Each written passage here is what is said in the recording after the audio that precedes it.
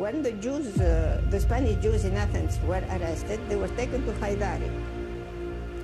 And the next day, when we presented ourselves, we went to Ruf, which is near the train station.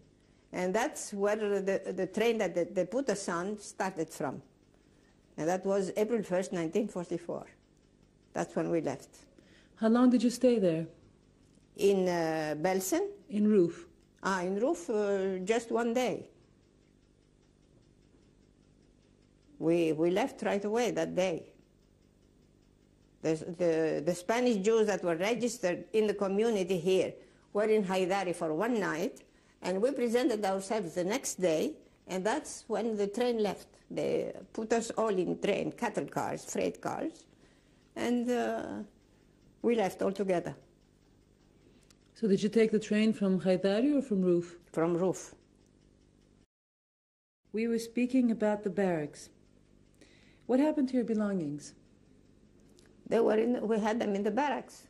I mean, they were blankets and clothes. And we had them in the barracks. Did you have any valuable things? All the valuables that we had were taken by the Germans as soon as we got there. They gave us receipts, of course, but we never got those things back. In the barracks, were there only Greek Jews?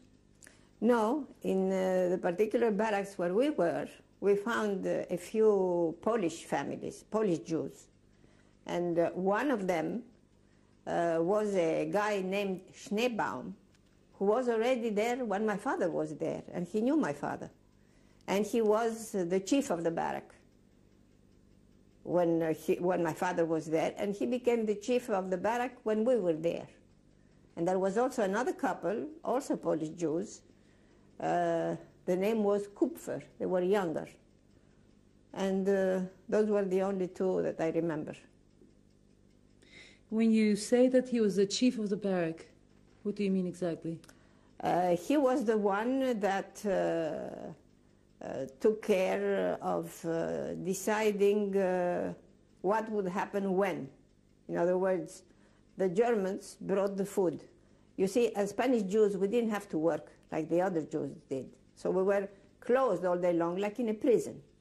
There was a gate, and the gate was always locked. And the Germans would bring us the barrels of food at lunchtime.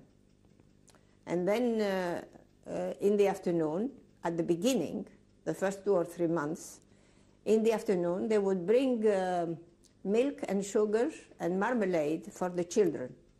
But that lasted very little, because after that, they didn't have any more, so they didn't bring any more, because it was nearing to the end for them, and they didn't have anything to give. So this happened only at the beginning. And they would give us bread twice a week, and also cigarettes. And the cigarettes were the money that we used. I mean, people who didn't smoke would use that as money to buy things, I mean food, from the people who did smoke and wanted to buy cigarettes for their smoking, and would go without some of the food so as to have their cigarettes.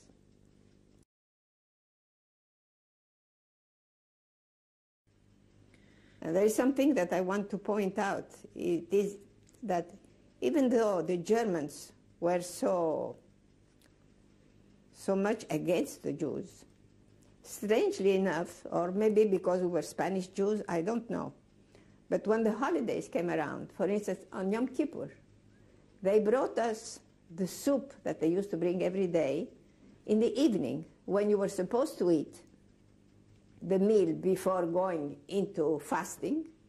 And then they brought the next day, they didn't bring anything until the next evening, I mean, when the fast was over. And this was one thing that always surprised me. How come, knowing that, of course, that we were Jews and that they hated us so much, they did allow us to keep that tradition. And yet they did.